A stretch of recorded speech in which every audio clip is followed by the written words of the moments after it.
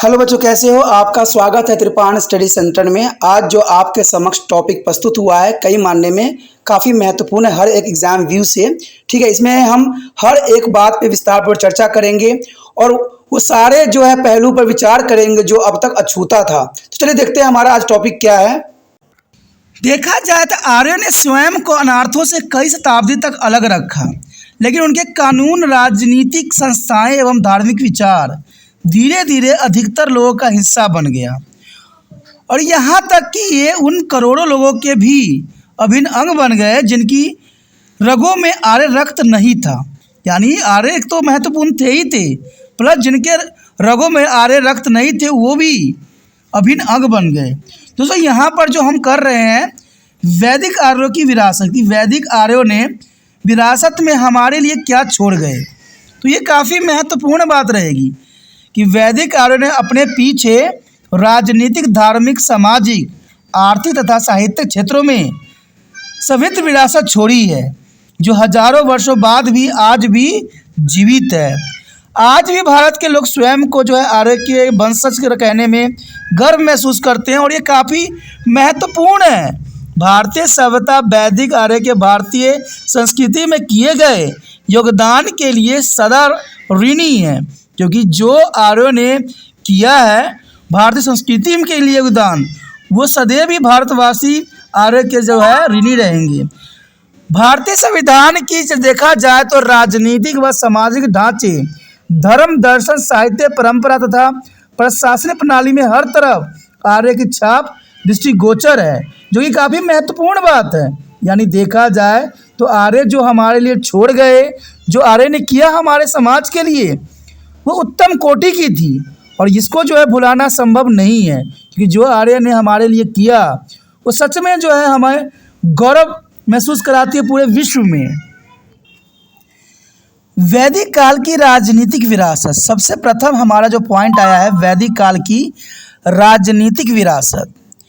उस युग में भी आर्य बहुत उन्नत थे और उन्हें लोकतांत्रिक शासन विधियों का पुण्य उनको ज्ञान था, यानी लोकतांत्रिक का पुण्य ज्ञान था। वर्तमान युग की बहुत सी शासन प्रणाली जैसे राजशाही, सीमित राजशाही और शासन विधि का पुण्य उनको ज्ञान था। वर्तमान युग की बहुत सी शासन प्रणाली जैसे राजशाही जो थी काफ़ी महत्वपूर्ण थी। देखा जाए तो लोकतंत्र विभिन्न रूपों में वैदिक युग में अस्तित्व में थी। ये काफ़ी महत्वपूर्ण है कि लोकतंत्र विभिन्न रूपों में वैदिक युग में अस्तित्व में थे। अंततः आर्यों के वर्तमान युग की राजनीतिक एवं लोकतांत्रिक संस्थाओं का पथ प्रदर्शक कहा जाता है कि आर्यों ने वर्तमान युग की राजनीतिक एवं लोकतंत्र संस्थाओं के एक प्रदर्शक हुए और आज भी जो लोग हैं आर्यों के सिखाए गए बातों का अनुसरण करते हैं, जो कि काफ़ी महत्वपूर्ण है। देखा जाए तो ये महत्वपूर्ण रहती है। कहते हैं दो लोकतांत्रिक लोग जो है लोकप्रिय परिषद जैसे सभा और समिति लोगों द्वारा चुनी जाती थी। यानी देखिए ये एग्ज़ाम व्यू से काफ़ी महत्वपूर्ण है, आप देखना एग्ज़ाम में ज़रूर सभा और समिति आएगा, तो इसको आपको परिभाषा को समझना है कि उस समय भी परिषदों में जैसे सभा समिति लोगों द्वारा चुनी जाती थी और वे परिषदें राजा के प्रशासन में सहायता करती थी और वो चयनित व वंशागत शासक की शक्तियों पर नियंत्रण रखते थे। ये काफ़ी महत्वपूर्ण है कि ये सभा समिति जो होते थे राजा की शक्तियों पर नियंत्रण रखते थे, जैसे महत्वपूर्ण कार्य करती थी। तो ये काफ़ी ज़रूरी है और इससे भारत के राजनीतिक जीवन की लोकतांत्रिक सिद्धांतों की भूमिका तैयार हुई, यानी लोकतांत्रिक सिद्धांतों की यहाँ पर भूमिका बनी। ये संस्थाएं आज कल की संसद के समान कार्य करती है, यानी ये संस्थाएं जो है आज कल की संसद के समान कार्य करती है और आर्य का स्थानीय प्रशासन में भी गहरा विश्वास है। कहते ग्रामीण एक गांव का मुखिया उस समय हुआ करता था। ग्रामीण जो था गांव का मुखिया होता था और गांव के मसलों के स्वतंत्र रूप से निपटाता था और ऐसा स्थानीय प्रशासन आज भी गांव में पाया जाता है, जो काफ़ी महत्वपूर्ण है। आज भी देखा जाए तो कहते हैं आज भी मुखिया जो होता है गांव में पाया जाता है। इससे ये हमें समझ में आता है कि आज भी जो है हम आर्यों के दिया गए प्रशासन, राजनीतिक विरासत को हम लिए चल रहे हैं। आर्यों ने भारतीय के मुख्य आदर्श युद्ध नीति को भी रखा। आर्यों ने भारतीयों के सम्मुख आदर्श युद्ध की नीति भी रखा, और यह आर्यों की ही युद्ध प्रणाली के नियम है, जिसमें औरतें, बच्चे बिना हथियार के या सोते हुए शत्रुओं पर आक्रमण न करना आदि शामिल थे। ये काफ़ी महत्वपूर्ण है। हमने आर्यों से ही सीखा है कि कोई औरत, कोई बच्चा और बिना हथियार या सोता हुआ शत्रु पर हमें आक्रमण नहीं करना है। ये आर्यों के खूनों में जो है बहता है। लेकिन देखा जाए, जो आर्य नहीं होते हैं वो औरतों पर अत्याचार करते हैं, बच्चों पर अत्याचार करते हैं, इवन बिना हथियार के लोगों को और सोते हुए शत्रुओं पर आक्रमण करते हैं। ऐसे लोग कभी आर्य का अनुसरण नहीं कर सकते। कहते हैं हम तो दुश्मनों को भी दोस्त समझते हैं संकटों के समय, और औरतों और बच्चों और हथियार के बिना जब भी किसी व्यक्ति के पास अगर हथियार नहीं होता है, हम उसको छूते तक भी नहीं है। आपने महाभारत के दृश्य में देखा होगा, जब कर्ण का पहिया फंस जाता है तो उस समय जो है कृष्ण कहते हैं उस पर बाण चलाने के लिए, लेकिन अर्जुन साफ शब्दों में कहता है कि वो बिना हथियार के है, हम उस पर बाण चलाना हमारे लिए जो है खून में नहीं है।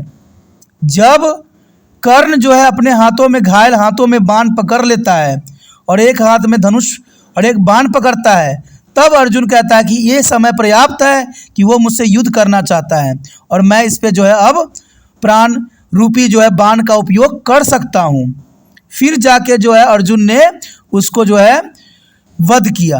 तो कहते हैं बिना हथियार के लोगों पर आर्यों के खूनों में ये गुण है ही नहीं कि जिनके पास हथियार न हो, जो सोए हुए हों, उन पे हम वार कभी नहीं करते, न बच्चे पर न स्त्रियों पर। लेकिन न जाने हम अपनी आर्य की जो गुण है वो कहाँ पर खो बैठे हैं। इन नियमों का पालन आगे आने वाले शासकों ने भी भली भांति किया, जो कि काफ़ी महत्वपूर्ण थी। उसके पश्चात देखें तो कहते हैं सामाजिक विरासत। सामाजिक विरासत भी हमें वैदिक आर्यों की विरासत है। कहते हैं आर्यों की जो है संयुक्त परिवार प्रणाली तथा पितृसत्तात्मक प्रणाली आने वाली पीढ़ियों की प्रेरणा का स्रोत रही, और आज भी आधुनिक युग में जो है सत्तावादी पिता ही होता है। और संयुक्त परिवार बेशक आज आधुनिक युग में ख़त्म हो गई, लेकिन फिर भी कहीं ना कहीं इसका जो है अंश आज भी बरकरार है, और यह वर्तमान भारतीय समाज संस्कृति का अभिन्न अंग है। वर्तमान भारतीय संस्कृति का ये अभिन्न अंग है। जिस प्रकार ऋग्वेदिक काल में परिवार के सबसे वरिष्ठ सदस्य का पूरे परिवार में सम्मान होता था तथा संयुक्त परिवार प्रणाली प्रचलित थी, ठीक उसी प्रकार वर्तमान में भी इन पारिवारिक मूल्य से जुड़ाव पाया जाता है। तो ये काफ़ी महत्वपूर्ण है। कई सामाजिक संस्थाएं जैसे जाति प्रथा, आश्रम, धर्म आर्यों की महत्वपूर्ण देन है। आज जो हम जाति प्रथा से दुखी हैं, आश्रम धर्म आर्यों की ही देन है। कहते हैं देखिए, कुछ गुण जो है उनके सर्वश्रेष्ठ हैं और कुछ गुण जो है सही नहीं है। कहते हैं जाति प्रथा उन्हीं की देन है, तो ये सर्वश्रेष्ठ नहीं हो सकती। लोगों का व्यवसाय या वंश के आधार पर विभिन्न समूह में विभाजन जाति प्रथा कहलाती थी। यह वैदिक युग की महत्वपूर्ण देन है, जिसका आज भी भारतीय समाज में अनुसरण किया जाता है। यानी जाति प्रथा जो है हमारे समाज में आज भी विद्यमान है, वो वैदिक युग की महत्वपूर्ण देन है, जो आज भी हम लेके ढो रहे हैं। वैदिक काल में स्त्रियों को बहुत ही सम्मानीय स्थान प्राप्त था। यानी देखा जाए तो वैदिक काल स्त्रियों के लिए बहुत ही सम्मानीय स्थान प्राप्त था और समाज में उनका महत्वपूर्ण स्थान भी था।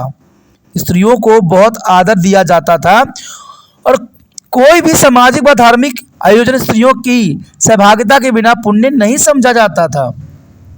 और ये काफ़ी महत्वपूर्ण था कि स्त्रियों को आदर, सम्मान और जो है समाज में महत्वपूर्ण स्थान दी जाती थी। उनके बिना कोई भी यज्ञ का अनुष्ठान संपूर्ण नहीं माना जाता था, जो कि काफ़ी महत्वपूर्ण है। उसके पश्चात हमारे समक्ष आता है धार्मिक विरासत। देखिए, धार्मिक विरासत की बात करें तो काफ़ी महत्वपूर्ण है। कहते हैं धार्मिक विरासत, धार्मिक क्षेत्र में भी आर्यों की विरासत प्रशंसनीय है। यानी धार्मिक क्षेत्र में भी आर्य की विरासत प्रशंसनीय है, यानी प्रशंसा का पात्र है और इसके किसी प्रकार से भी कम नहीं आंका जा सकता। आर्य के धार्मिक रीति रिवाज की मुख्य विशेषता थी कि वो प्रकृति की देवी देवताएं तथा देवी देवताओं जैसे ब्रह्मा, विष्णु, शिव, गणेश आदि की पूजा करना और मंत्रों का उच्चारण, यज्ञ, हवन आदि करना आर्यन का ही देन है। यानी देखे जाए तो आर्य की धार्मिक रीति रिवाज की मुख्य विशेषता थी प्रकृति के देवी देवताओं तथा अन्य देवी देवताओं जैसे ब्रह्मा, विष्णु, शिव, गणेश आदि की पूजा करना और मंत्रों का उच्चारण, यज्ञ, हवन आदि महत्वपूर्ण थी। और आज भी आर्य की हमारी धार्मिक मान्यताओं तथा विभिन्न विद्वानों पर स्पष्ट छाप देखी जा सकती है, क्योंकि आज भी इन देवी देवताओं का पूजा हमारे समाज में की जाती है। एक ईश्वर मत, कर्म, मोक्ष तथा आत्मा का शरीर परिवर्तन जैसे वैदिक काल के सिद्धांत आज भी प्रचलित है। आज भी जो है हम एक ईश्वर मत पे हैं, कर्म पे ही महत्वपूर्ण समझते हैं। मोक्ष की प्राप्ति आज भी लोगों के लिए महत्वपूर्ण है और आत्मा शरीर के जो है महत्वपूर्ण होते हैं, तो ये भी आज हमारे समाज में प्रचलित है। आज भी उन्हें हिंदू धर्म के जीवन रक्त कहा जाता है। यानी आर्यों ने जो हमें बताया, सिखाया, आज भी हिंदू धर्म में जीवित है। वैदिक आर्यों ने लोक कल्याण, राज्य तथा अंतर्राष्ट्रीय भाईचारे जैसे विचार हमारे लिए सबसे बड़ी सौगात थी, क्योंकि वैदिक आर्यों ने हमें लोक कल्याण की बातों को अनुसरण करवाया और अंतर्राष्ट्रीय भाईचारों की भावना हमारे रक्त में भरा, जिनका अनुसरण वर्तमान युग में भी हो रहा है और आने वाला समय में भी जो है भाईचारों की भावना और लोक कल्याण की भावना मनुष्य में जीवित रहेगी। आर्यों ने एकांत जीवन की संस्था का उपहार भी हमें दिया कि एकांत जीवन व्यतीत करने का जो परंपरा हमें आर्यों ने दिया, आज आधुनिक युग में भी बरकरार है। इसने भारतीय शिक्षा, खास तौर पर कला, विज्ञान तथा धर्म के विकास में बहुत ही सहायता की और ये सब आर्य की देन है कि हम भारतीय शिक्षा, कला, विज्ञान और धर्म के में जो है काफ़ी अच्छे रक्षक माने जाते हैं।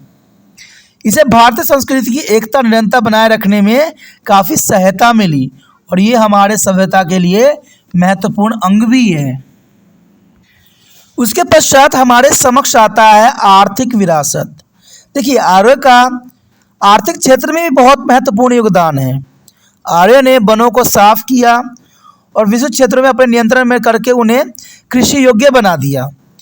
इसके परिणाम स्वरूप कृषि उत्पादन में वृद्धि हुई, कई शहर अस्तित्व में आए तथा बाद में ये प्रमुख व्यापारिक केंद्र भी बन गए। जो ये आर्थिक विकास के अंतर्गत ये व्यापारिक केंद्र काफ़ी महत्वपूर्ण थे। व्यापार पर आधारित मजबूत आर्थिक प्रणाली के कारण ही उत्तर भारत में कई विशाल शक्तिशाली साम्राज्य का उदय भी हुआ तथा ये कई शताब्दी तक अस्तित्व में रहे। कहते हैं काफ़ी महत्वपूर्ण है कि व्यापारिक केंद्रों के कारण भारत में देखा जाए तो व्यापार पर आधारित मजबूत आर्थिक प्रणाली के कारण ही भारत में कई विशाल एवं शक्तिशाली साम्राज्य का उदय हुआ तथा ये कई शताब्दी तक अस्तित्व में रहे। ये भी काफ़ी महत्वपूर्ण बात है। आर्य की एक अन्य प्रमुख देन ये भी है कि उन्होंने भूमि का बंटवारा इस प्रकार किया जिससे निर्धन तथा धनवान के बीच कोई विवाद न हो। यानी देखा जाए तो ये उनका सबसे महत्वपूर्ण बात थी। अगर आज आधुनिक युग में देखें तो आज निर्धन होता जा रहा है और धनवान होता जा रहा है, लेकिन आर्यों ने इस बात को जो है बेखूबी समझा और उन्होंने भूमि का बंटवारा इस प्रकार किया कि निर्धन तथा धनवान के बीच कोई विवाद पैदा न हो। उन्होंने सामूहिक कार्य के लिए भूमि को आरक्षित रखने का भी ज्ञान दिया। सामूहिक कार्य के लिए भूमि का आरक्षण, जैसे आपको पता ही है आज के समय कम्युनिटी सेंटर जो बनाई गई जो सामूहिक कार्य के लिए होती है, उस समय में भी विद्वान थी। कई व्यवसाय जैसे कृषि, पशुपालन, व्यापार, वस्त्र तथा आभूषण बनाना जो वैदिक काल में थे, आज भी हमारे समाज में प्रचलित है। यानी आज भी हम कृषि, पशुपालन, व्यापार, वस्त्र, आभूषण बनाने की जो कला जानते हैं वो वैदिक काल की ही देन है, जो कि काफ़ी महत्वपूर्ण रखता है। कहते हैं देखा जाए तो उसके आगे है संस्कृति विरासत। संस्कृति विरासत काफ़ी महत्वपूर्ण है। आर्य अपने पीछे एक समृद्ध एवं बहुमूल्य संस्कृति विरासत में हमें छोड़ दी। यानी देखा जाए तो आर्यों ने हमारे लिए समृद्ध और बहुमूल्य संस्कृति विरासत में छोड़ी है। वैदिक साहित्य यानी वैदिक साहित्य, वेदों और साहित्य, ब्राह्मण ग्रंथ, अरण्यक, उपनिषद, सूत्र, वेदांग, उपवेद और महाकाव्य आदि गहन ज्ञान के भंडार हैं, जो शायद भारतवासी के ही जो है लिए हैं, लेकिन फिर भी हम जो है इन चीज़ों का अनुसरण नहीं करते हैं। यह ग्रंथ भारतीय संस्कृति के क्रमिक विकास के अध्ययन के प्रासंगिक स्रोत हैं। यानी ये सब जो है हमारे समक्ष ब्राह्मण ग्रंथ, अरण्यक, उपनिषद, सूत्र, वेदांग, उपवेद और महाकाव्य, ये एक भारतीय संस्कृति क्रमिक विकास के अध्ययन के प्रशंसनीय स्रोत हैं। और ऋग्वेद को आज भी हिंदू धर्म का पवित्र ग्रंथ माना जाता है। और वैदिक आर्य ने भारतीयों को संस्कृति भाषा का वरदान भी दिया। यानी वैदिक आर्यों ने भारतीयों को जो संस्कृति भाषा का ज्ञान वरदान दिया वो आज भी बरकरार है, जो आधुनिक भारत की संस्कृति, प्रेरणा, आध्यात्मिक और वैचारिक महानता का परिचालक है। और ये सब आर्यन का देन है। कहते हैं जो आधुनिक भारत की प्रेरणा का स्रोत बना है उसको हम भुला नहीं सकते हैं। संस्कृति भाषा कई भारतीय भाषाओं की जननी है।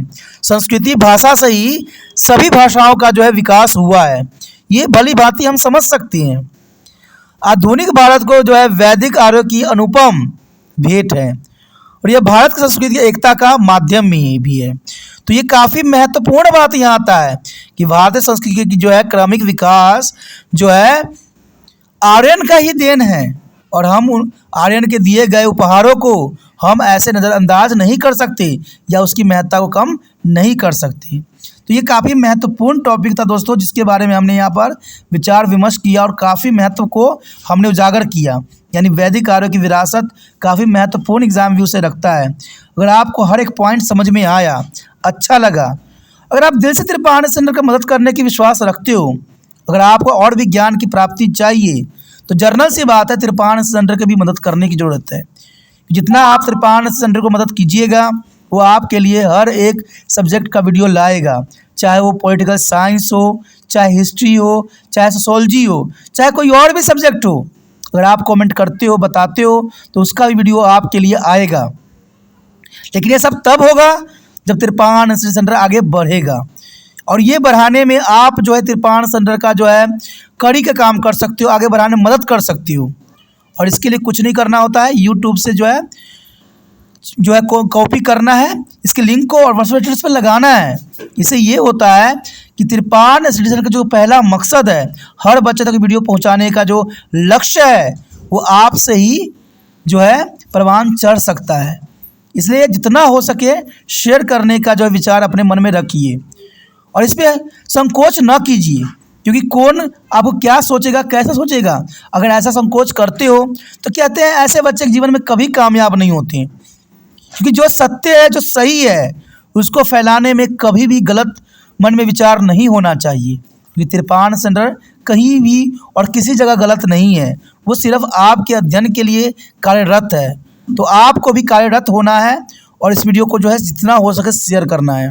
ठीक है, पहली बार मेरे चैनल पे आए हो, पहली बार वीडियो देख रहे हो तो जर्नल सी बात चैनल को सब्सक्राइब कर लीजिए, क्योंकि यहाँ पर 8th से लेके MA तक के बच्चों के लिए बहुत कुछ है और बहुत कुछ आने वाला समय में आएगा। तो जितना हो सके जो है इसको सब्सक्राइब करने के विचार रखिए। सब्सक्राइब कीजिएगा तभी जो है आने वाला वीडियो का नोटिफिकेशन मिलेगा और आप उस वीडियो को देख सकते हो, समझ सकते हो और पेपरों में जो है उसके बारे में लिख सकते हो। तो सोचिए नहीं, विचार ना कीजिए, चैनल को सब्सक्राइब करके अपने मोबाइल में सेव कीजिए।